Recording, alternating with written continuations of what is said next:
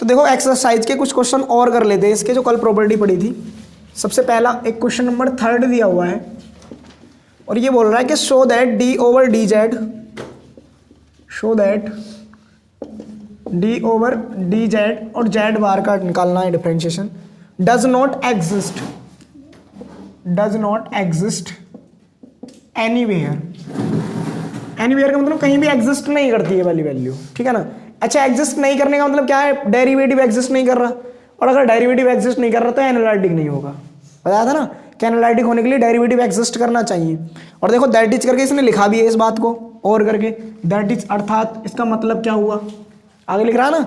आगे बोला कि एफ जेड बराबर Z bar is non analytic, आगे बोल भी दिया इसने इस बात को, F Z is equal to Z bar is non analytic. Non analytic का मतलब एनालिटिक नहीं है, नेगेटिव वर्ड ही तो आ रहा है, अपोजिट वर्ड है, एनालिटिक का नॉन लग गया था इसमें। अब ये एनालिटिक नहीं है तो क्या काम करेंगे, हमने कल कोची रीमान इक्वेशन पढ़ाई थी, तुमको याद है कैसे पढ़ाया था। यहाँ u लिखो, यहाँ v, फिर यहाँ u, यहाँ पे v, इन दोनों को कर दो x की रेस्पेक्ट में और इन दोनों को y की रेस्पेक्ट में, यही बताया था ना। तो del u over del x बराबर किसके आता है, del v over del y, और ये बराबर था इसके, बट नेगेटिव साइन में था एक, ठीक है ना। बट कम जो मतलब कॉम्बिनेशन था वो अपोजिट था। u अगर y की रेस्पेक्ट में डिफरेंशिएट है तो इक्वल था माइनस में del v over del x के, या del v over del x बराबर था माइनस का del u over del y। और ये कहते ऐसे थे कि इस u अगर x की रेस्पेक्ट में तो बराबर था पार्शियली y की रेस्पेक्ट में b का, फंक्शन भी चेंज थे, रेस्पेक्ट भी चेंज थी, यही था ना रिलेशन। तो ये वाली कंडीशन इसके लिए चेक करके लेके आएंगे, कोची रीमान कंडीशन अपन, अगर ये सेटिस्फाई कराता है उस कंडीशन को तो अपने पास क्या हो जाएगा, ये एनालिटिक, और नहीं कराता है तो नॉन एनालिटिक। और नॉन एनालिटिक कहते हैं हम क्या कह देंगे, ये डेरिवेटिव भी एग्जिस्ट नहीं करता होगा इसका। दो बातें लिखी है, ऐसे और ऐसे, इसका मतलब यही बात इसने मॉडिफाई करके लिखी है नीचे, दैट इज करके लिखा ना आगे कि एफ जेड बराबर Z bar is non analytic. Function क्या है यहाँ, जेड बार। तो देखो क्या काम करते हैं अपन यहाँ पे, गिवन दैट ये गिवन फंक्शन एफ जेड जो है अपने पास कितना है भाई, जेड बार। इक्वेशन नंबर क्या मान लें इसको, 1। सिंस चूंकि अपने पास जेड कितना होता है, कॉम्प्लेक्स नंबर जो होता है x plus I Y, it's complex conjugate, अगर इसका कॉम्प्लेक्स कॉन्जुगेट लिखें तो वो कितना आएगा, Z bar is equal to X minus I Y. सही है नहीं, ये क्वेश्चन वैसे मैंने करा दिया था तुमको एक ऐसा, जो घर के लिए दिए थे, लेकिन ये पेपर में आया हुआ इस तरीके से, तो मैं तुमको लिख के बता रहा हूँ बस। कराया था मैंने क्वेश्चन, खुद लिखा था कि investigate the Z and Z bar is analytic और नॉट, ठीक है ना। तो अब क्या काम करेंगे यहाँ से अपन, इस अब फंक्शन अपना जेड बार बना हुआ है, इसकी वैल्यू अगर ठाके कहाँ रखें, इक्वेशन नंबर 1 में, फ्रॉम इक्वेशन फर्स्ट, तो F Z is equal to अपने पास अब कितना बनेगा भाई, एक्स माइनस आयोटा वाई, यही तो आ गया अब। और इसकी कंपेयर किससे करते हैं अपन, u प्लस आई बी से, ऐसे तो करते हैं। u अपने पास रियल पार्ट होता था और b अपने पास इमेजिनरी पार्ट होता था, तो यहाँ कंपेयर कर लो इसकी, on comparing F Z is equal to you plus iota B, तो वेयर u कितना मिला बोलो, रियल पार्ट कितना है इसका x, v कितना है अपने पास माइनस वाई, आई से तो आई एलिमिनेट, तो अपने पास मिला u is equal to X and v is equal to minus Y. अब क्या काम करना है, इसका भी partially with respect to x and y निकालेंगे और इसका भी partially with respect to x and y निकालेंगे। तो देन तब पार्शियल डेरिवेटिव्स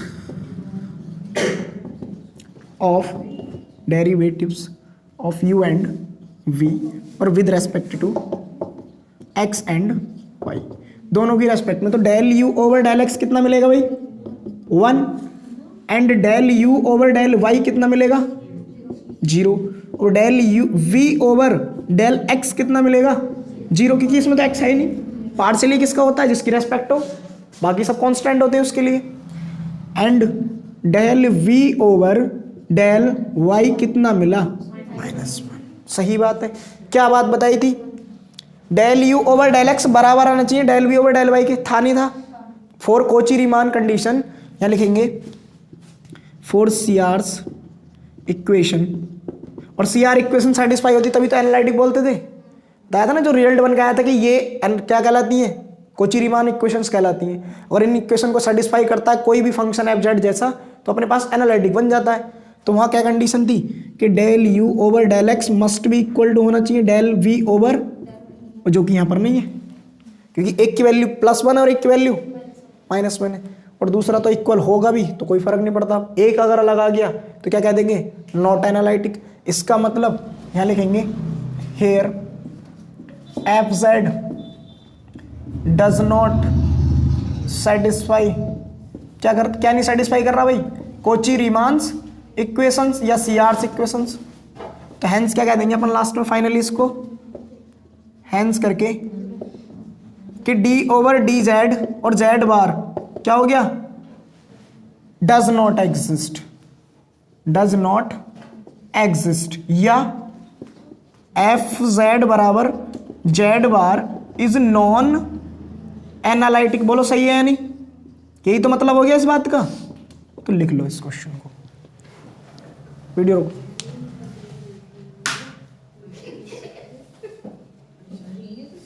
देखो दो वर्ड होते हैं, दो वर्ड याद रखने हैं। सबसे पहला एक तो होलोमॉर्फिक, अगर ये वर्ड कभी भी प्रॉब्लम में यूज करता है इसका मतलब वो एनालिटिसिटी पूछ रहा है हमसे। क्या एनालिटिसिटी मतलब एनालिटिक का सिनोनिम वर्ड दूसरा क्या होता है, होलोमॉर्फिक। और एक वर्ड आता है इसके जैसे ही हार्मोनिक, तो ये इन दोनों में गड़बड़ मत कर देना, ये आगे आने वाला वर्ड है, आगे जो हम पढ़ेंगे।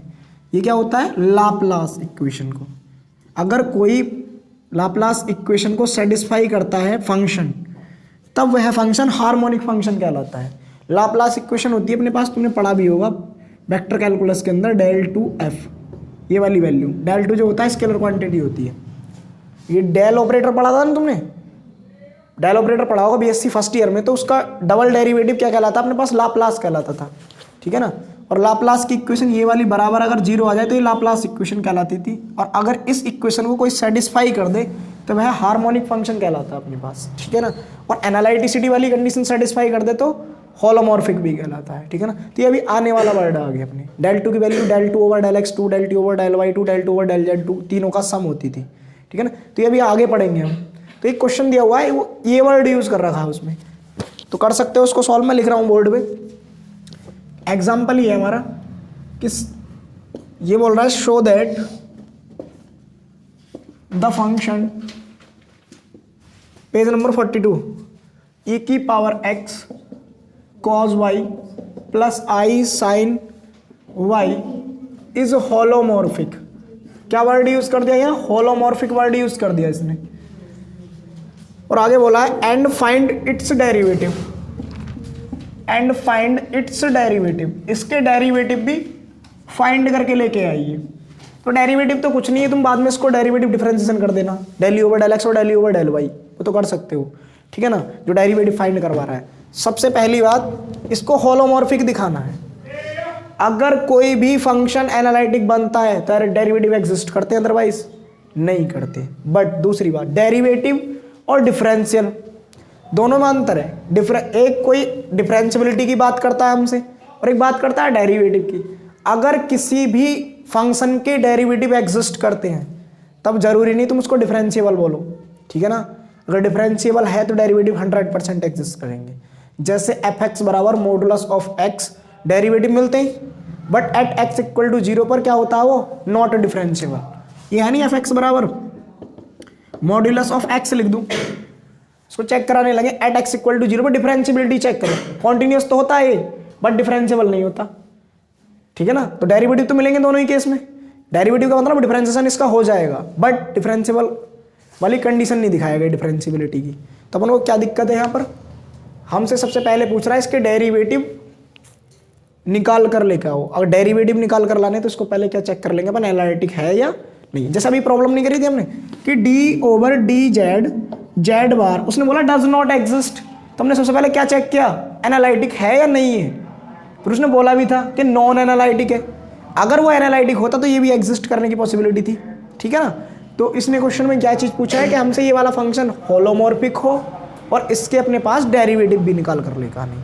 तो फर्स्ट ऑफ ऑल अपन को क्या कंडीशन सेटिस्फाई करानी है, CR's इक्वेशन एनालिटिक वाली, और फिर इसके डेरिवेटिव का मतलब वही डिफरेंशिएशन करना है सिंपली, वो तो निकाल लोगे। तो पहले ये प्रॉब्लम सॉल्व कर लेते हैं, या हो जाएगा मैं करा दे रहा हूँ। मैं लेट के ले रहा हूँ इसको किसके इक्वल, एफ जेड के। देखो रियल इमेजनरी दोनों पोर्शन आ रहे नहीं आ रहे इसके अंदर, तो एफ जेड मान लें इसको। तो एफ जेड बराबर कितना आएगा, ई की power x cos y plus i sine y. सही है भाई। इसकी कंपेयर कर लेते हैं किससे, on comparing u plus i v, और किसके इक्वल मान के, एफ जेड के। ठीक है ना, सही से लिख लो, f Z is equal to you plus iota b. बोलो सही है। ठीक है, तो यहां से अपन को u कितना मिलेगा, u क्या है इसका रियल पोर्शन, और इसका रियल पोर्शन क्या है यहाँ पर, e की पावर x के साथ ये मल्टीपल में, e की पावर x तो दोनों के मल्टीप्लाई में, तो यहाँ से मिलेगा वेयर, जहाँ u इज इक्वल टू मेरे को मिला e की power x cos Y and v मेरे को मिला e की पावर x साइन वाई। ठीक है भाई, यहीं से इनके क्या निकाल लेंगे, partial derivative, then partial derivatives. अब इसके पार्शियल डेरिवेटिव थोड़ी ना पूछे उसने, इसके क्यों निकाल रहे हैं, होलोमॉर्फिक दिखाने के लिए। पार्शियल डेरिवेटिव तो इसके पूछे उसने कंप्लीट के एक साथ, तो पहले अपन इसके लिए इनके पार्शियल डेरिवेटिव निकालेंगे। Partial derivatives of u and v with respect to x and y, तो बोलेंगे क्या मिलेगा, del u over del x हमको। तो del u over del x मिला मेरे को। देखो x की रेस्पेक्ट सिर्फ x वाले का होगा, y तो कांस्टेंट रहने वाला भाई। ठीक, तो ये कांस्टेंट, तो e की पावर x का डिफरेंशिएशन क्या होता है, e की पावर x, तो e की पावर x cos y। बोलो सही है या नहीं। ठीक है, अब इसका किसकी रेस्पेक्ट में और कर ले, y, तो क्या निकालना, del u over del y। तो del u over del y कितना मिला हमको, ये तो कांस्टेंट हो गया, e की पावर x cos y का आएगा माइनस का साइन y। बोलो सही है या नहीं। ठीक, अब सेम किसके डेरिवेटिव निकाल लें, v के, तो इस पोर्शन में v के डेरिवेटिव्स निकाल ले रहा हूँ। Implies that del v over del x, तो वह कितना आएगा, e की पावर x का होगा, y तो कांस्टेंट है, तो e की power x sine y and implies करके del v over del y भी निकालेंगे, तो वो कितना आएगा, साइन y का cos y, e की पावर x cos y। बोलो सही है या नहीं। और मैंने क्या कहा था, ऐसे लिखने से इनका कॉम्बिनेशन इसके साथ देखते हैं, सही है या नहीं। बोलो सही है या नहीं, दोनों इक्वल आ रहे हैं ना, आ रहे हैं, और ये निगेटिव साइन के साथ इक्वल आने चाहिए, आ रहे हैं वो भी। देखो यही तो कंडीशन थी कि ux बराबर वी वाई के इक्वल हो, ux का मतलब u partially differentiate with respect to x और v partially differentiate with respect to y। तो यहाँ पर ux किसके इक्वल आ रहा है, वी वाई के, और uy किसके इक्वल आ रहा है, माइनस बी एक्स के, या माइनस uy बराबर आ रहा है वी एक्स के, आ रहा नहीं। तो यहाँ लिखेंगे here del u over del x बराबर कितना आया, del v over del y, दोनों की वैल्यू कितनी, e की पावर x cos y। बोलो सही है या नहीं, यही तो वैल्यू इन दोनों की, सही है। तो इसका मतलब इसको क्या ले सकते हैं, ux बराबर वी वाई, ux और वी वाई किसको डिनोट करते हैं, पार्शियल डेरिवेटिव्स को। एंड दूसरी वाली बात क्या है, del u over del y बराबर कितना, माइनस का del v over del x, या माइनस का del u over del y बराबर del v over del x। ठीक है ना, माइनस को किधर भी ले आ सकते हो, या माइनस इधर लगा दो या इधर लगा दो। इसको क्या भी ले सकते हो अपन, यू वाई बराबर माइनस का वी एक्स। और ये किसकी कंडीशन थी, कॉची रीमान कंडीशन। तो इसका मतलब ये जो एफ जेड था, इसने किसको सेटिस्फाई किया, कॉची रीमान कंडीशन को। और जब कॉची रीमान कंडीशन सेटिस्फाई कर दी, तो एफ जेड मेरा क्या हो गया, एनालिटिक, और एनालिटिक को मैं क्या भी कह सकता हूँ, होलोमॉर्फिक। तो यहाँ लिखेंगे हेयर एफ जेड सेटिस्फाइज, क्या लिखेगा, सी आर्स इक्वेशंस। तो हेंस करके अपन क्या बोल देंगे, f Z is holomorphic function, holomorphic function या एनालिटिक फंक्शन। जो तुमसे क्वेश्चन में पूछेगा उसी लैंग्वेज में उसका आंसर दे देना, लिख लो। देखो इधर सेकंड पार्ट में क्या बोला था इसके, कि जो एफ जेड अपने पास गिवन था वह कितना था, ई की पावर एक्स, और दिया हुआ था cos y plus i sine Y, I sine Y. ठीक है ना। अब अगर इसके पार्शियल डेरिवेटिव्स निकालने हैं हमको, तो हम क्या कर रहे हैं, इसका डिफरेंशिएशन, और किसकी रेस्पेक्ट में पार्शियली करना होगा, चाहे एक्स निकालो या वाई, दोनों निकालने। पार्शियल डेरिवेटिव्स पूछा है, और पार्शियली क्यों कर रहे हैं, क्योंकि एक से ज़्यादा इंडिपेंडेंट वेरिएबल है। एफ जेड किस किस का फंक्शन है, एक वेरिएबल का तो है नहीं, दो का है। और जब भी एक से ज़्यादा इंडिपेंडेंट वेरिएबल हो, हमेशा डिफरेंशिएशन पार्शियली करते हैं। ठीक है ना। तो कितना आएगा वो, differential partially with respect to अगर एक्स निकालें तो इन दोनों में तो एक्स है नहीं, इसका ही होगा सिर्फ। तो एफ डैश जेड कितना आ जाएगा अपने पास, ई की power x cos y plus i sine y. तो एक आंसर तो यही आ गया। या इसको कैसे भी लिख सकते हो, एफ डैश जेड बराबर ई की पावर एक्स इंटू ई की पावर आई वाई, बोलो सही है।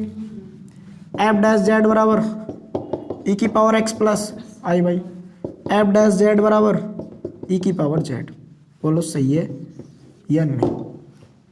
ठीक है, क्योंकि जेड की वैल्यू तो होती है X plus I Y. And आपके पार्शियली किसकी रेस्पेक्ट में अगर निकालें, वाई की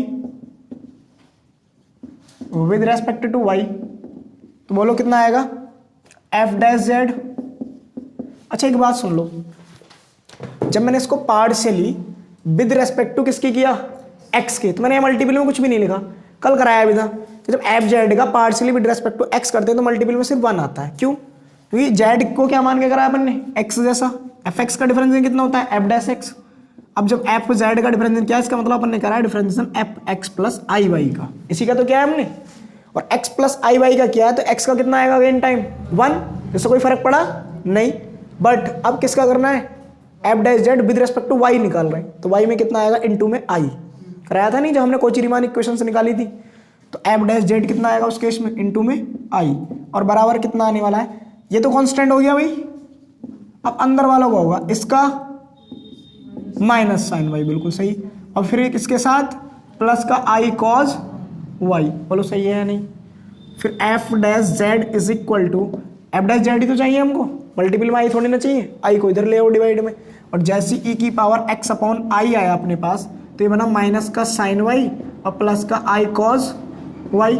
कोई दिक्कत, इस आई की क्या कर लें, न्यूमरेटर और डिनोमिनेटर में मल्टीप्लाई, जिससे आई नीचे से एनिमिलेट हो जाएगा। तो यहाँ से आई स्क्वायर बनेगा नीचे और ऊपर आई, तो ये बनेगा फाइनली माइनस का आई ई की पावर एक्स और कितना माइनस साइन वाई और प्लस आई कॉज वाई। बोलो सही है या नहीं। सही बात है भाई। आपको क्यों सही बात है, तो इधर सुन लो एक मिनट। मैंने जब आई 1 अपॉन आई लिखा हुआ था, तो मैंने आई से ऊपर क्या कर दिया, मल्टीप्लाई, और नीचे डिवाइड। तो आई इंटू आई, आई स्क्वायर बना अपने पास, और ये आई स्क्वायर कितनी वैल्यू देगा, -1, और ऊपर आई चल रहा है, तो 1 अपॉन आई किसके इक्वल होता है, माइनस आई के। सही बात है। और यहाँ अगर मैं ये वाला फॉर्मूला लगाना चाह रहा हूँ जो यहाँ यूज़ किया है, कौन सा वाला, ई की power i theta is equal to cos theta plus i sine theta.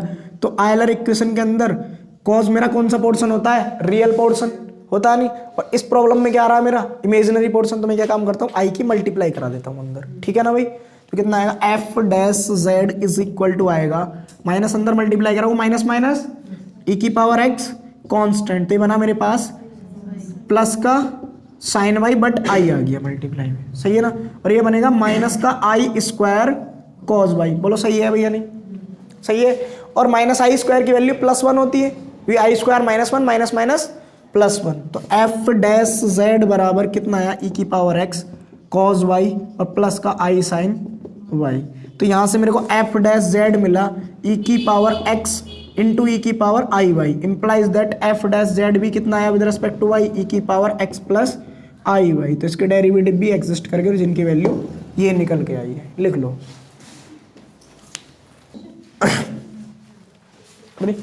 देखो एक्सरसाइज में क्या बोल रहा है, क्वेश्चन नंबर 4 में, कि W बराबर एफ जेड कोई फंक्शन गिवन है जो वैल्यू दे रखी है इसके इक्वल, और बोल रहा है कि डी डब्ल्यू ओवर डी जेड निकालिए। पहला पोर्शन तो बहुत आसान है, सिर्फ जेड की रेस्पेक्ट में डिफरेंशिएशन करना है। सेकंड पार्ट में बोला है कि डेटरमाइन मतलब निकालिए where f Z is non analytic. अब नॉन एनालिटिक कब होता है, जब एफ जेड का डेरिवेटिव एग्जिस्ट नहीं करता, सही बात है ना। तो देखो इधर क्वेश्चन नंबर 4 में गिवन फंक्शन,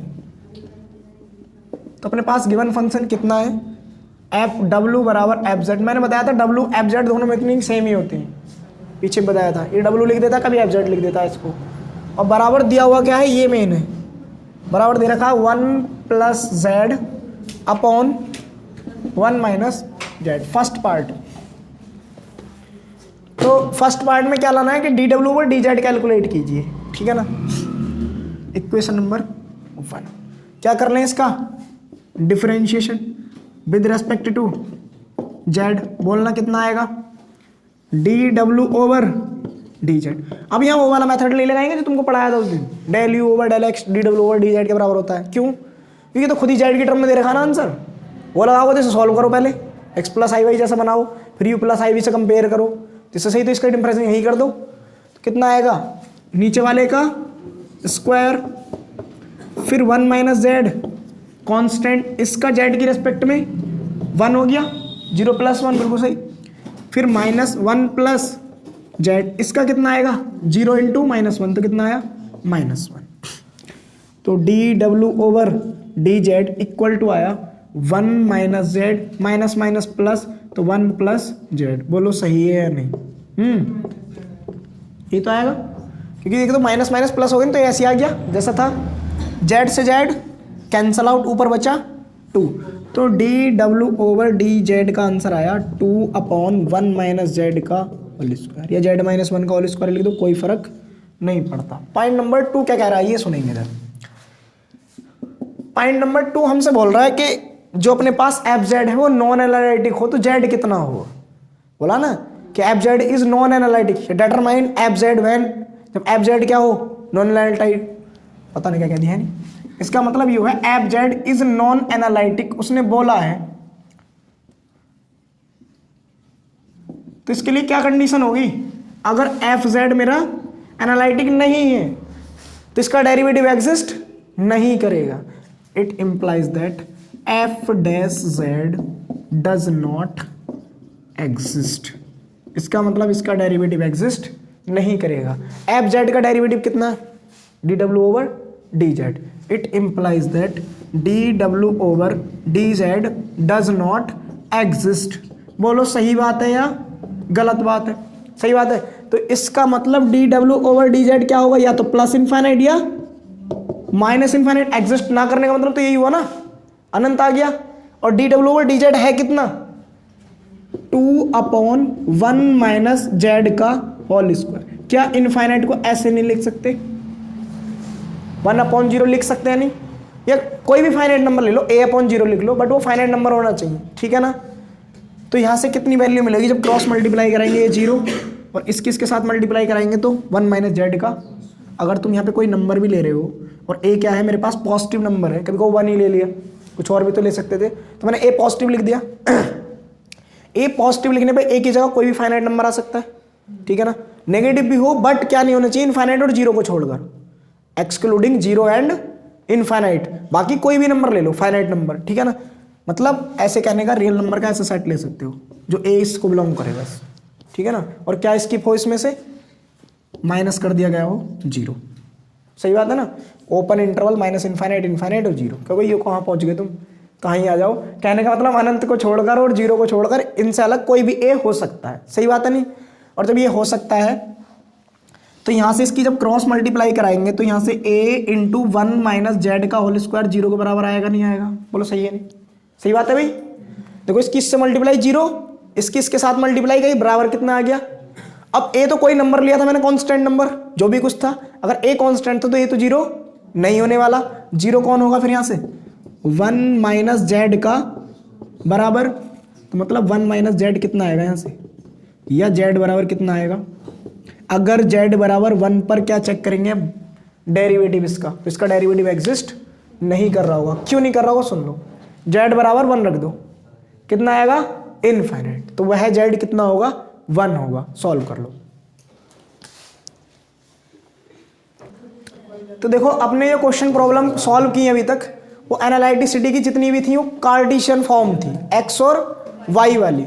अब प्रॉब्लम अगर आर और थीटा के पदों में आ जाए, कॉम्प्लेक्स रूप में बनी हुई, मतलब जैसे एफ जेड बराबर तुमको क्वेश्चन दे दे r into cos theta plus iota sine theta, या कॉस थीटा साइन थीटा कुछ ना दे के थीटा और आर के पदों में कोई और फंक्शन दे दे और पूछे कि ये एनालिटिक है या नहीं है, तो उसके लिए क्या कंडीशन होगी? कोची रीमान कंडीशन थी इसके लिए भी, बट पोलर फॉर्म में थी क्या, तो वो प्रूफ करेंगे अपन। तो हेडिंग लगाया polar form for Kochi Riemann conditions या ऑफ कोची रीमान कंडीशन। सीआर्स का मतलब होता है कोची रीमान, ठीक है ना। तो सबसे पहले एक पोलर कोऑर्डिनेट जैसा कैसे क्या मान लेंगे? फंक्शन, ठीक है ना। सबसे पहले तो फंक्शन वही मानना है। इसके लिए लेट एफ जेड बराबर, मैंने x plus iota y function माना, एक्स और वाई को पोलर कोऑर्डिनेट तुम जानते हो कैसे चेंज करते हैं, वो पुट करके सॉल्व करेंगे। X y is a function of, या कॉम्प्लेक्स फंक्शन लिख सकते हो, कॉम्प्लेक्स नंबर्स या कॉम्प्लेक्स वेरिएबल्स बोल सकते हो इसको, ठीक है ना। अब सुनो इधर, ये कॉम्प्लेक्स वेरिएबल इसलिए बोलते हैं कॉम्प्लेक्स के कोएफिशिएंट चल रहे, ठीक है ना। अब मैं यहाँ अगर इसको पोलर कोऑर्डिनेट में चेंज करना चाह रहा हूँ तो पोलर कोऑर्डिनेट के लिए क्या करना होगा, मेरे को एक्स और वाई चेंज करने होंगे, क्योंकि एक्स और वाई कार्टेशियन कोऑर्डिनेट होते हैं अपने पास। तो हम यहाँ पर क्या कर देते हैं कि पुट एक्स बराबर आर कॉस थीटा और वाई बराबर आर साइन थीटा। बोलो सत्य बात है नहीं। और यहाँ से x square plus y square का रिजल्ट आता है आर स्क्वायर, ये भी सभी जानते हो कि दोनों का स्क्वायर करके ऐड करोगे तो कितना आने वाला है, cos square theta plus sine square theta. Y कितना हो जाएगा 1, तो कितना बनेगा, एंड थीटा कितना आता है यहाँ से वह भी डायरेक्ट लिख दे रहा हूँ मैं, ये भी जानते हो ना तुम। निकालने के लिए क्या कर सकते हो, एक दूसरे को डिवाइड, जो बनेगा रिजल्ट वही आ जाएगा। बट अब ये वैल्यू इक्वेशन नंबर फर्स्ट में पुट कर दें हम, तो एफ जेड कितना बनेगा,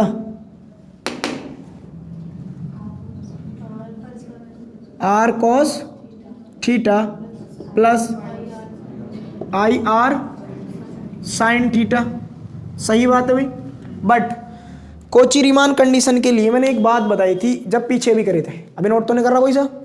कोची रीमान कंडीशन के लिए क्या बताई थी कि एफ जेड जब हम लेते हैं तो वो दो फंक्शन लिखते हैं, यू प्लस आयोटा वी जैसे लिखे थे नहीं, और यू प्लस आयोटा वी जो फंक्शन लिखे थे वह दोनों फंक्शन हमने किसके कंसिडर किए थे, एक्स और वाई के, क्योंकि दो फंक्शन में ब्रेक करके चलते हैं अपन इसको, ठीक है ना। एक रियल फंक्शन होता है और एक इमेजिनरी फंक्शन। तो इसमें भी करने से पहले वही करना है, क्या लिखोगे, u प्लस आयोटा v, और यहाँ पर क्या लिखो, क्योंकि क्या बोला है कॉम्प्लेक्स फंक्शन का वेरिएबल, और यहाँ लिखेंगे एफ जेड ही।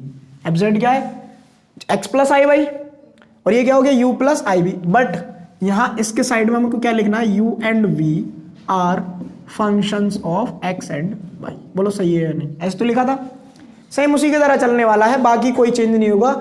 जहां तुम x को x लेकर चल रहे थे वहां आर कोस थीटा लेकर चलना है, और y को आर साइन थीटा लेकर चलना है। इतना तो कर सकते हो ना, ठीक है ना। अब अपने पास ये दोनों रिजल्ट आ गए, ये रिजल्ट उठाकर कहां पुट कर दो, ये किसकी वैल्यू है, x प्लस आई वाई की, बिल्कुल सही, x प्लस आई वाई के इक्वल है। तो ये मैं कहने का मतलब एफ जेड की वैल्यू आ गई। या इसको कुछ और सॉल्व करना चाहें, ज़्यादा बड़ी लग रहा है तो इसको r कॉमन कर ले, क्या बनेगा, cos theta plus iota sine theta x plus iota y r e की पावर आई थीटा। ऐसे लिख दें, आयलर इक्वेशन यूज कर लो, क्योंकि इतना बड़ा तो काफ़ी बड़ा पद चलेगा, क्योंकि इसके अंदर लिखना है हमको। तो यहाँ पर क्या लिख देंगे, ये जो यूज़ किया है कि ई की पावर आयोटा थीटा होता है वह cos theta plus i sine theta होता है। सही बात है भाई। अब क्या करेंगे, इसकी वैल्यू एक्स प्लस आई वाई का किसका मान है, जेड का, ये जेड की इक्वल ही तो है। जब ये तीनों इक्वल हैं आपस में तो ये इसके भी बराबर होगा और इसके भी बराबर होगा। तो जहां मैंने एफ जेड लिख रखा हुआ, जेड की जगह क्या पुट कर दूंगा, आर ई की पावर आई थीटा, ठीक है ना। तो फ्रॉम इक्वेशन फर्स्ट, बस वहां तुम जब एक्स वाई की रेस्पेक्ट ले रहे थे, अब आर और थीटा की रेस्पेक्ट लेनी है, क्योंकि अपन ने वेरिएबल चेंज किया है। अगर ये चेंज कर रहे हैं हम तो ये भी तो चेंज करना पड़ेगा नहीं, क्योंकि जेड एक्स और वाई का फंक्शन है और यू भी एक्स वाई के फंक्शन थे। अब एक्स वाई को किसका फंक्शन बना दिया गया, आर और थीटा का, तो सारा कुछ आर और थीटा में चलना चाहिए नहीं चाहिए। तो अब क्या काम करेंगे, फ्रॉम इक्वेशन 1, तो बोलो ये बना मेरा एफ ऑफ आर ई की power i theta is equal to u, मेरे पास तो वही रहा। इनके अंदर भी अगर लिखना चाहो एक्स और वाई दोनों फॉर्म आएंगी। ये किसका फंक्शन, अब आर और थीटा के हो गए, प्लस आयोटा बी, ठीक है ना। अब यू और वी किस प्रकार के फंक्शन है, यू आर कोमा थीटा जैसा है और वी भी आर कोमा थीटा जैसा है, ठीक है ना। सही है ना। तो अब क्या काम कर लें, यहां से निकाल लेते हैं इसके पार्शियल डेरिवेटिव्स, इक्वेशन सेकंड। अब कहोगे फिर पार्शियली क्यों निकाल रहे हो, क्योंकि एक्स और वाई दो इंडिपेंडेंट वेरिएबल थे और आर और थीटा भी तो दो इंडिपेंडेंट वेरिएबल आ गए ना। जब भी दो इंडिपेंडेंट वेरिएबल आएंगे तो हमेशा डिफरेंशिएशन पार्शियली करना हमको। तो करेंगे differentiation partially with respect to r. तो आर की जब रेस्पेक्ट लेंगे तो बोलो कितना मिलने वाला है, एफ डैश आर ई की पावर आई थीटा, ठीक है ना। अगर तुम यहाँ जेड लेकर चलना चाहो तो जेड लेकर चलना, मगर दिमाग में याद रखना जेड है कितना, ठीक है ना। जैसे वहां हम एफ जेड लिखते थे एफ डैश जेड, तो एक्स की रेस्पेक्ट में करा तो इंटू 1 आया, वाई की रेस्पेक्ट में किया तो इंटू आई आया। ऐसे ही जब यहाँ एक्स आर की रेस्पेक्ट लोगे तो इंटू में ई की पावर आई थीटा लिखना जरूर है, क्योंकि जेड बराबर अपने पास आर ई की पावर आई थीटा चल रहा है। हम इसको क्या मानकर कर रहे हैं, एक्स मान के या थीटा मान के तो कर रहे हैं, जो भी कुछ मान रखा है। जो मान रखा है दरअसल वो है नहीं, जब नहीं है तो उसका अगेन करना होगा। अब अगेन करना होगा तो आर का कितना हो जाएगा भाई 1, तो कितना आएगा बोलो, समझ में आया नहीं। सिर्फ इसका कर दिया, इसका अगेन किया तो ये आ गया बराबर। अब दोनों ही आर और थीटा का फंक्शन है तो दोनों का होगा, तो इसको क्या लिखेंगे del you over plus i del v over, equation क्या मान लें कितनी होगी 3rd मान लेते। अब क्या काम करें, जैसे वहां एक्स की रेस्पेक्ट में निकाला था, आर की रेस्पेक्ट में निकाल लिया, अब किसकी रेस्पेक्ट लेंगे थीटा की। जैसे वहां पे क्या निकाला था वाई की रेस्पेक्ट, तो अब इसको किसकी रेस्पेक्ट में और कर दें, इक्वेशन नंबर 2 का पार्शियली थीटा, तो यहां लिखेंगे differentiation partially with respect to theta. तो बोलो कितना मिलेगा, एफ डैश आर ई की पावर आई थीटा। अब आर तो कांस्टेंट है भाई, ये थीटा की रेस्पेक्ट ले रहे हूं, तो आर एज इट इज ई की पावर आई थीटा का आएगा, ई की पावर आई थीटा, और थीटा की रेस्पेक्ट है थीटा का गेन करेंगे तो हो जाएगा 1 आई आ जाएगा मल्टीपल में, इसका मतलब इनटू में आएगा आई ई की पावर आई थीटा। बोलो सही है या नहीं।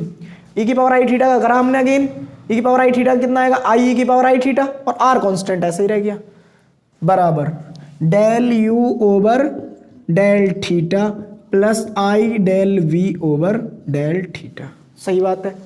जैसे हमने वहां दोनों को एफ डैश जेड के इक्वल बनाया था, यहां पर भी दोनों टर्म में बिल्कुल सेम आ रहा है, बट एक्स्ट्रा आ रहा आर आई। तो आर आई को क्या काम करें, बाहर इधर ले जाएं, डिवाइड कर लो, और करके इसको लिख देंगे एफ डैश आर ई की power i theta into e की पावर आई थीटा, ये बना 1 upon i r del you over del theta. I से आई कैंसिल आउट, डिवाइड में जाएगा तो कितना बचने वाला है 1 upon r del v over del theta. बोलो समझ में आया नहीं। देखो दोबारा सुन लो, बिल्कुल कुछ भी नया नहीं करा है, बुक में अलग मेथड से कर रखा है। मैंने क्या काम किया, जो मैंने पढ़ाया था उसी से रिलेटेड करने की कोशिश की है। जैसे पहले पढ़ाया एक्स और वाई वाला, तो हमने एक्स को कोऑर्डिनेट चेंज करके आर कोस थीटा बना दिया, वाई को आर साइन थीटा, और अगर ये चेंज किया तो एक्स प्लस आई वाई कुछ ये फॉर्म बनाएगा, ठीक है ना। ये मैंने पहली रिजल्ट इसलिए निकाल दी, कभी भी इस प्रकार की प्रॉब्लम हम सॉल्व करते हैं तो जरूरत पड़ती है हम पहले लिख कर चलते हैं, जबकि इसकी रिक्वायरमेंट नहीं होने वाली कहीं पे भी आगे, लेकिन पोलर कोऑर्डिनेट में ये रिक्वायरमेंट पड़ जाती है कभी भी जब सॉल्व करते हैं, ठीक है ना। तो एक्स प्लस आई वाई ये फॉर्म में बन गया, तो इसका मतलब अब जेड ऐसा हो गया। पहले जेड ऐसा था जब एक्स प्लस आई वाई जैसा था, कार्टेशियन फॉर्म में सॉल्व कर रहे थे, अब जेड आर ई की पावर आई थीटा हो गया पोलर फॉर्म में जाके। जब भी एफ डैश जेड करेंगे रेस्पेक्ट जिसकी भी लेंगे तो वो इसका करेगा दोबारा डिफरेंशिएशन। तो इसका सिर्फ 2 बार डिफरेंशिएशन किया, एक बार आर की रेस्पेक्ट में, एक बार थीटा की रेस्पेक्ट में। और ये क्वेश्चन नंबर अपने पास अभी सॉल्व मत करो, लिख लो पहले यहाँ तक। क्या करेंगे यहाँ पे, रियल इमेजिनरी बनाने के लिए आई को कहाँ ले आए न्यूमरेटर में, तो आई से मल्टीप्लाई डिवाइड कर लेते, ठीक है ना, और रियल पार्ट को पहले लिख लेते। तो अपने पास बनेगा ये एफ डैश आर ई की पावर आयोटा थीटा और इंटू ई की power iota theta is equal to आ गया माइनस आई अपॉन आर, मैं प्लस वाला पहले लिख रहा हूं, 1 upon r del v over del theta और माइनस का आई अपॉन आर। अभी बताया था मैंने तुमको कि 1 अपॉन आई की वैल्यू कितनी होती है माइनस आई, तो हमने इस 1 अपॉन आई की वैल्यू पुट कर दी है माइनस आई। सही बात है भाई। और कितना आ गया del you over del theta और इक्वेशन नंबर 4। तो इक्वेशन 4 और 3 जो है सेम वैल्यू के इक्वल आ रही है, ये वैल्यू भी सेम है और ये वैल्यू भी सेम है, तो आपस में भी क्या होंगी, इनकी राइट साइड भी इक्वल होंगी। तो क्या लिखेंगे from equation third and fourth. तो थर्ड एंड फोर्थ से हमारे पास क्या मिलेगा, del you over del r plus i into del v over del r is equal to 1 upon r del v over del theta. सही बात है। Plus 1 upon are, या ऐसे लिख दो आई बाहर करके, माइनस का 1 अपॉन आर और del you over del theta. सही बात है भाई। अब क्या काम करो, ये इमेजिनरी कोफिशिएंट इस इमेजिनरी कोफिशिएंट के इक्वल होगा और ये रियल पार्ट इस रियल पार्ट के इक्वल होगा नहीं होगा, तो क्या कर लें, on equating real and imaginary parts. तो रियल इमेजिनरी पार्ट इक्वल करेंगे तो यहां से 1/r del v over del theta मेरे को मिलेगा del u over del r। बोलो सही है या नहीं? या del v over del theta is equal to आया r del u over del r, पहली कंडीशन। सही है ना? क्या करा हमने? सिर्फ अभी रियल पार्ट को इक्वल किया है। एंड अगर इमेजिनरी पार्ट इक्वल करें तो इमेजिनरी i का कोफिशिएंट कितना? Del v over del r, और यहाँ पर कितना? -1/r del u over del theta. तो यहाँ से मिला del u over del theta is equal to minus का r del v over del r। तो ये दोनों जो कंडीशंस बनकर आई हैं ये कहलाती है Kochi Riemann condition for polar form या पोलर कोऑर्डिनेट। अगर इन कंडीशन को कोई भी फंक्शन सेटिस्फाई करता है जो पोलर फॉर्म में दिया हुआ है तब वह फंक्शन क्या कहलाता है? एनालिटिक। ठीक है ना? तो लिखेंगे which is called CR's equation for polar form. Polar form लिख लो इस बात को।